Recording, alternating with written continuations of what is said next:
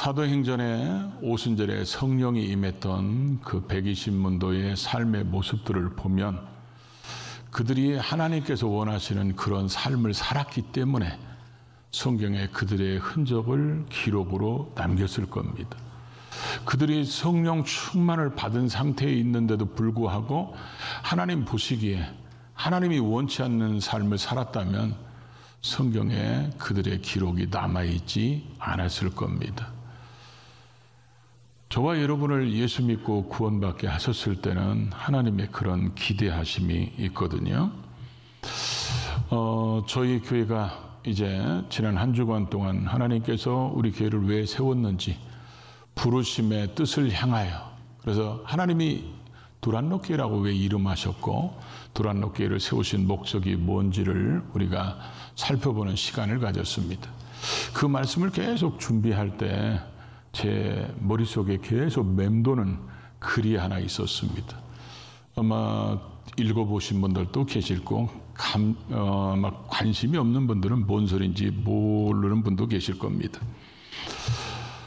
저희 교회는 5월 27일 날 창립 예배를 드리고 8월 21일부터 철야 기도를 했어요.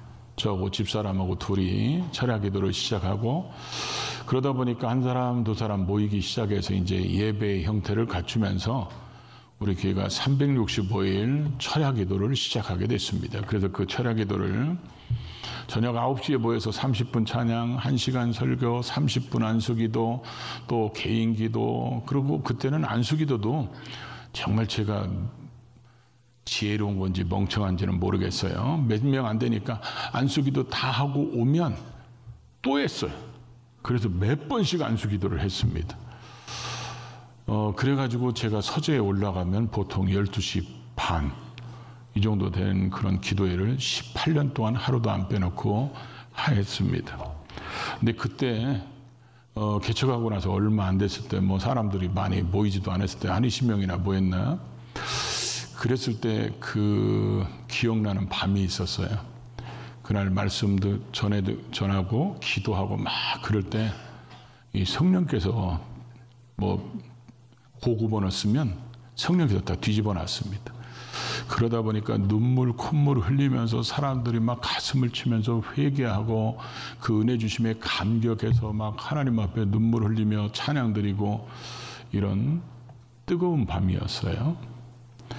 그러고 나서 제가 이제 서재에 올라갔습니다. 서재에 올라가서 이제 땀을 닦으면서 있는데 그 안수받던 그 한 사람 한 사람, 그 찬양했던 한 사람 한 사람이 생각에 떠오르면서 하나님께서 우리에게 원하시는 모습이 저런 모습이 아닐까 하는 동시에 하나님께서 저한테 어떤 감동을 주셔서 글을 쓴 게 하나 있습니다.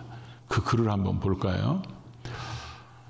저 글이 본래는 저렇게 쓴 건데 두란노교회는 여기가 본래는 이름을 넣었어요. 제 이름을, 우리 각자의 이름을 넣고 한번 우리 같이 읽어볼까요? 눈물이 있습니다. 거기서부터 읽어봅니다. 눈물이 있습니다. 왜냐하면 회개가 있기 때문입니다. 감사가 있습니다. 왜냐하면 은혜를 알기 때문입니다. 봉사가 있습니다. 왜냐하면 사명을 알기 때문입니다. 찬양이 있습니다. 왜냐하면 기쁨이 있기 때문입니다. 기도가 있습니다. 왜냐하면 응답을 알기 때문입니다. 왜냐하면 지옥을 알기 때문입니다.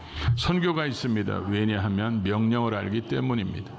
뜨거움이 있습니다. 왜냐하면 믿음의 역사 때문입니다. 소망이 있습니다. 왜냐하면 재림을 믿기 때문입니다. 충성이 있습니다. 왜냐하면 면류관을 알기 때문입니다. 사랑이 있습니다. 왜냐하면 주께 받았기 때문입니다. 자, 이게 지금 여러분에게 있습니까? 아멘 소리가 적은 거 보니까 대다수는 없다고 인정하시는 것 같아요.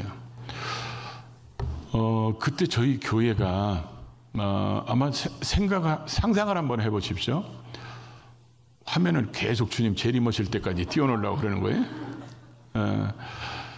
그때 당시 교회에 딱 들어오면 사람들이 제일 충격받는 게 뭐였냐면 여러분이 앉아있는 모든 장의담마다 두루마리 화장지가 몇 개씩 있었어요. 사람들이 그걸 보고 아니 이게 뭐 화장지 대리점도 아닌데 왜 두루마리 화장지가 다 장의자마다 이렇게 있을까? 사실 제가 이제 그 사진을 한번 찾아보고 싶어요. 어딘가는 있을 텐데, 그 왜 그러냐면 사람들이 그렇게 매일 저녁마다 기도할 때마다 눈물, 콧물을 얼마나 흘렸었는지, 그래서 그 장의자마다 두루마리 화장지를 다 놨습니다. 그때의 그 뜨거운 감동들, 그래서 하나님 앞에 지금 우리가 읽었던 그 글처럼 그런 모습이 성령의 역사로 이제 일어났거든요. 초대교회 모습도 그래요. 초대교회 그들이 마가다락방에서 기도하다가 120명이 성령 세례를 받습니다. 베드로가 나가서 설교했더니 3,000명이 회개하고 성령을 받습니다. 그들이 초대교회 생활을 어떻게 했는지가 오늘 우리가 읽었던 본문의 말씀이에요. 이 본문의 말씀을 읽거나 아니면 지금 이 앞에서 읽었던 글을 읽으면 그런 모습들이 우리 속에 있으면 신앙생활을 그럭저럭 잘 하는 것인데, 만약에 그런 모습이 전혀 없다면 성경이 잘못된 게 아니고 내가 문제가 있다고 생각해야 맞거든요. 근데 요즘에는 아멘도 잘 안 하는 데다 대고 자기 주관이 너무 강해요. 신앙도. 그러다 보니까 신앙의 기준을 자기가 세우고 자기가 정합니다. 그러다 보니까 성경에서는 막 이런 열정적인 모습이 있으면 마치 광적으로 잘못된 것처럼 생각하고, 그러다 보니까 우리는 사복음서의 신앙을 가진 게 아니라 오복음서의 신앙을 가진 사람이 있어요. 그런 걸 일명 지가복음이라고 그러죠. 자기가 만들어 놓은 복음서를 믿고 그렇게 살아가는 모습들. 오늘 이 말씀이 내가 현재 어떤 모습인지를 다시 한번 돌아보고 또 부족하다면 결단하고 새롭게 출발하는 우리 모두가 될 수 있기를 주의 이름으로 축복합니다. 먼저 첫 번째로 하나님과의 관계에 힘쓰는 모습들이 있었다는 거죠. 42절을 같이 읽어봅니다. 그들이 사도의 가르침을 받아 서로 교제하고 떡을 떼며 오로지 기도하기를 힘쓰니라. 초대교회 성도들이 42절을 해주세요. 기도하기를 힘썼다 이랬는데, 저 힘쓰다는 말이 계속해서 집착했다, 계속해서 전념했다, 그런 얘기예요. 근데 우리 성경을 보면 오해하기가 딱 좋아요. 기도하기만 계속해서 힘쓴 것처럼 되어 있는데 원어 성경을 보면 그렇게 안 돼 있어요.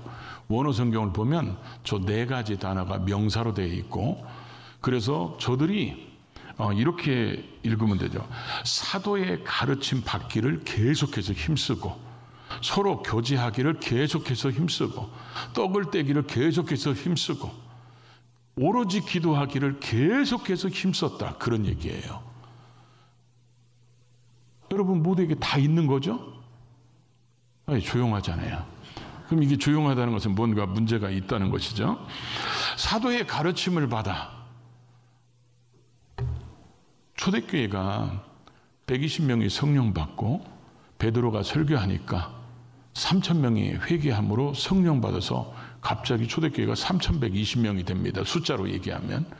그러면 이 사람들이 120명 속에는 예수님의 12제자도 있고 70인 제자도 있고 예수님의 어머니도 있고 따라다녔던 그런 요한나 수산나 또 예수님 형제들, 이런 사람들이 많이 있기 때문에 이분들 중에서 대부분은 예수님의 가르침을 늘 들었던 사람들이, 배웠던 사람들이, 그러니까 이 사람들에게 성령이 임하니까 주님이 하신 말씀이 깨달아지고 이해되고 믿어지고 생각나고 그랬을 겁니다.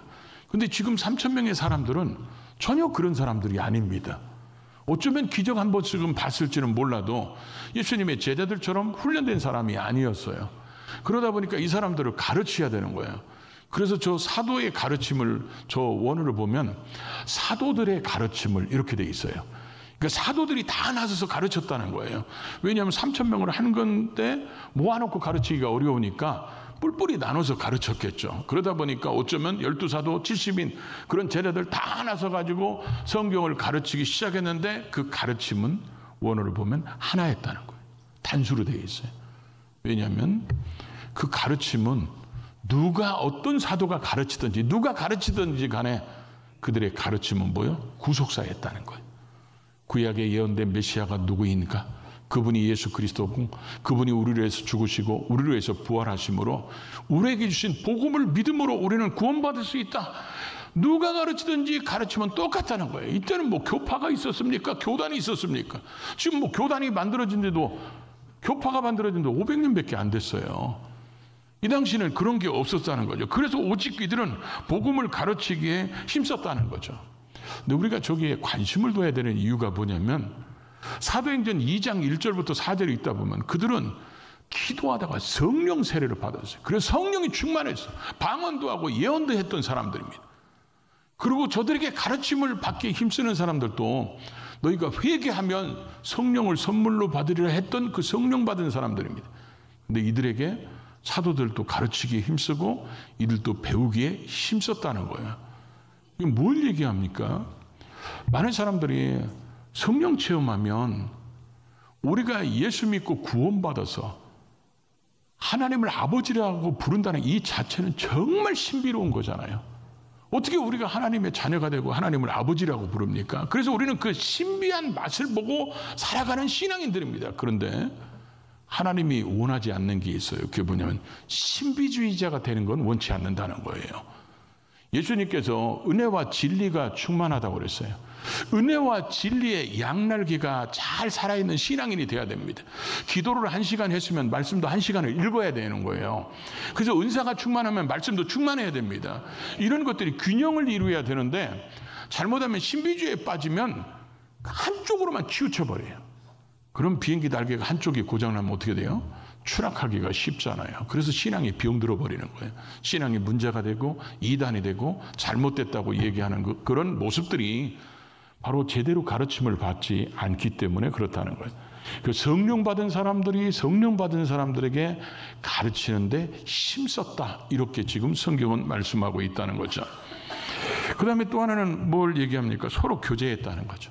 이 교제는 우리가 많이 듣던 얘기죠. 코이노니아, 사귀다, 동정하다 이런 얘기인데 사도행전에 제일 많이 강조되고 있고 마치 복음서에 이 주제가 마치 교제인 것처럼 이렇게 신약 성경 전체가 그렇게 써 있습니다. 이렇게 해석하면 더 좋을 것 같아요. 우리는 부모로부터 형제 자매로 태어난 사람들이 왜 형제 자매라고 그럽니까? 같은 피를 받았기 때문에 그렇습니다. 초대교회 성도들도 보십시오. 우리는 예수 그리스도의 피값으로 구원받은 사람들, 예수의 피값으로 구원받은 신앙의 공동체, 교회입니다. 그러다 보니까 이 은혜를 깨달으면 깨달을수록 교회 성도 한 사람 한 사람이 뭐요? 굉장히 소중한 겁니다. 더군다나 당시 유대교에서 예수 믿는 사람들이 생기면 뭐 흔히 얘기하는 대로 왕따를 시켜버렸어요. 그리고 경제적으로 굉장히 어려운 시대에 있었고 굶주리는 사람들도 있었고 그런 시대 속에서 왕따까지 당하니까 또 추방당하니까 이 사람들끼리 똘똘 뭉쳐서 초대교회는 아주 교제가 뜨거운 그런 모습들이 있었다는 거죠. 그러다 보니까 서로 이해해주고 감싸주고 포용해주고 또 일으켜주고 아멘할 때까지 계속할 거예요. 붙잡아주고 막 그렇게 했다는 거예요. 늦었어요. 어쩌면 현대 교회의 가장 부족한 점이 바로 이런 모습이 아닐까. 왜냐하면 같은 교회를 다녀도 누가 누군지를 잘 몰라. 제가 코로나 때 굉장히 힘들었거든요. 등록하는 사람들이 다 마스크 쓰고 등록하고 마스크 쓰고 교회 다니고. 근데 바깥에서 만나서 어쩌다 인사하면 누군지 기억이 안 나는 거야. 그러다가 혼자 상상을 해요. 마스크를 쓴 모습을 그려보는 거야. 이분이 그분인가. 굉장히 많이 헷갈렸어요. 그래서 새가족 공부도 제가 직접 시키는 이유가 뭐냐면 그렇지 않으면 성도를 잘 몰라요. 그러니까 주일날은 정말 피곤하거든요. 그래도 새가족 공부하는 이유가 그래야 그분들을 알 수 있고 새가족 신방도 어지간하면 제가 직접 갑니다.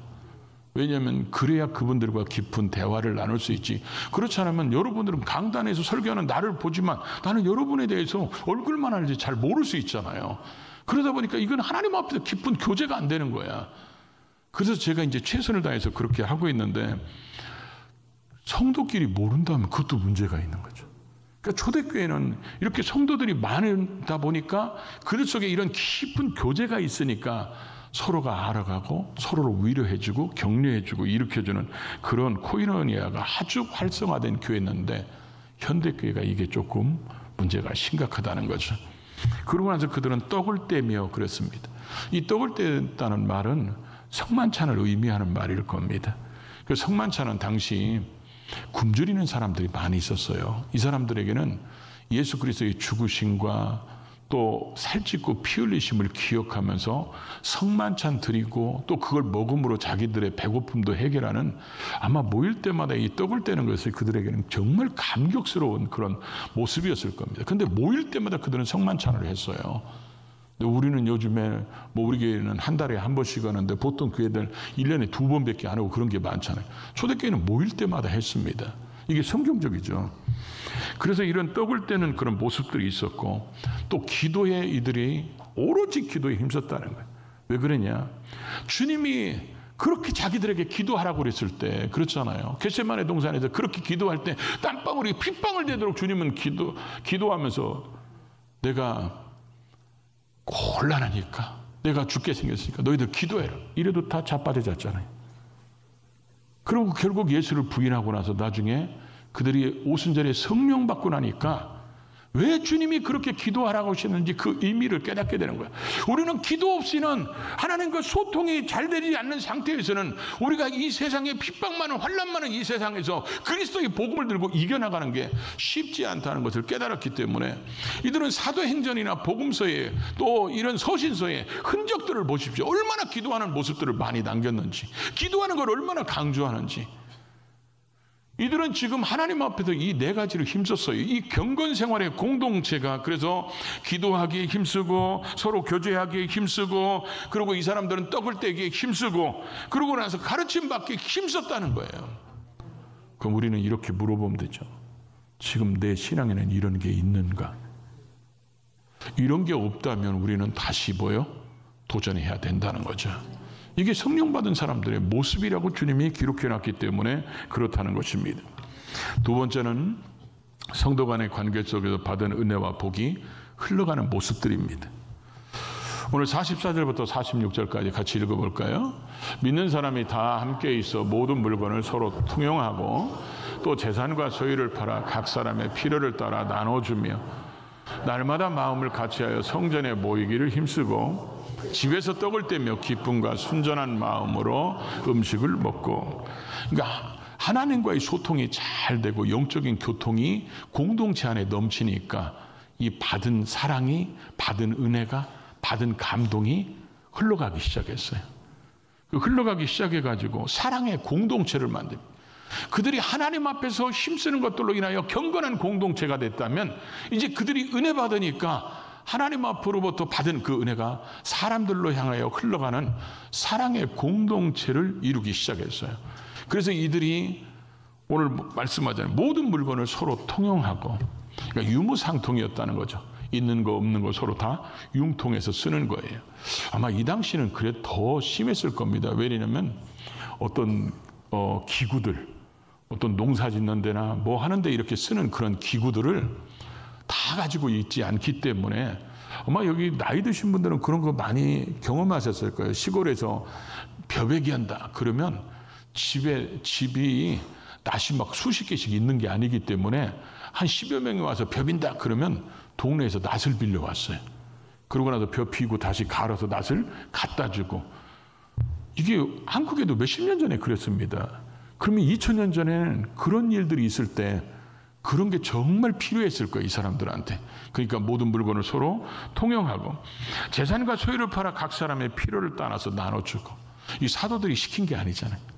자기들이 자진해서 성령에 감동받아서, 그리고 이것도 일회성이 아니라 계속해서 이런 일이 벌어지니까 결국 나중에 사장에 가서도 이런 말씀이 또 나오고, 사장에 가보면 거기에 이런 대표적인 모델이었던 요셉이라는 사람을 소개하면서 바나바 이렇게 별명이 붙은 사람을 소개하고 있어요. 그들이 이제 그리스도 안에서 하나님과의 관계 속에서 경건한 생활에 공동생활을 하다 보니까 자기 옆에 구원받은 사람들이 그리스도의 형제로 여겨지기 시작하는 거예요. 그 형제들의 아픔이 보이고 부족함이 보이고 힘든 게 보여지고, 그러다 보니까 그런 것으로 사랑이 흘러가게 되는데 각 사람의 필요에 따라서 나눠졌다는 거예요. 저는 이거 읽으면서 어떤 생각이 드냐면, 야, 이게 성령의 역사가 아니었으면 엄청 시험 들었겠다 이런 생각이 듭니다.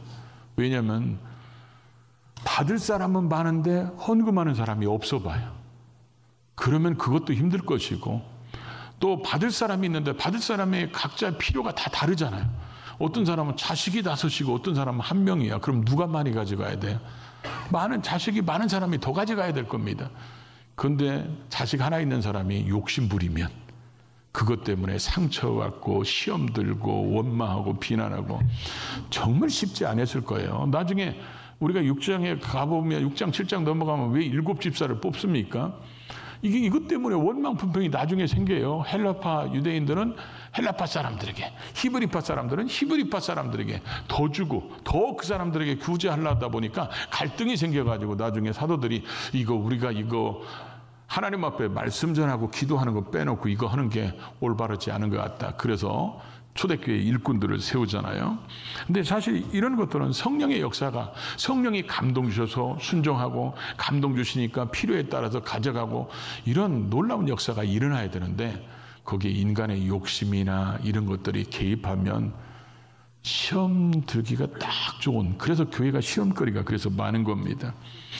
나중에 날마다 마음을 같이하여 성전에 모이기를 힘썼다. 제사장들이 들어가는 성소에 들어간 게 아니라 아마 어쩌면 성전 뜰이 아니었을까 이런 생각을 하는데, 성경을 읽다 보면 누가복음은 몇 장까지 있죠? 24장. 몇 장까지 있어요? 24장까지 있어요. 누가복음 24장은 몇 절까지 있을까요? 53절. 몇 절까지 있을까요? 53절까지 있어요. 그 누가복음 24장 54절 어떻게 이렇게 기억을 잘 하시는지. 거기에 보면 이렇게 써 있어요. 늘 성전에서 하나님을 찬송하니라. 그러니까 누가복음은 누가가 썼잖아요. 사도행전도 누가가 썼잖아요. 근데 예수님이 부활 승천하시고 나서 제자들이 뭐 했냐? 늘 성전에 가서 하나님을 찬송했다는 거예요. 그러니까 이들이 마가다락방에 성령이 임하기 전에도 늘 성전에 올라가서 찬송하고, 성령이 임한 다음에도 늘 성전에 올라가서 찬송했다는 거예요. 그러다 보니까 아마 제가 볼 때는 그랬을 것 같아요.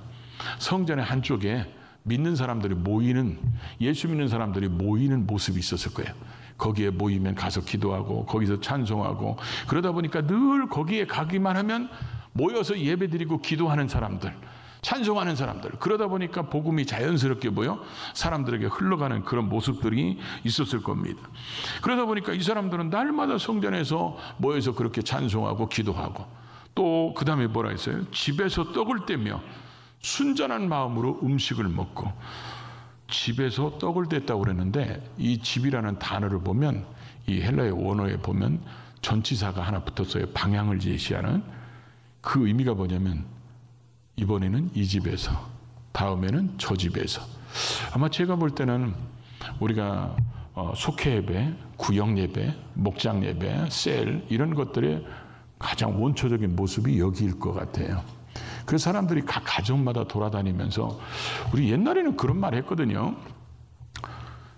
사람들이 정말 친하면 그 집 숟가락 몇 개 있는지 다 안다고.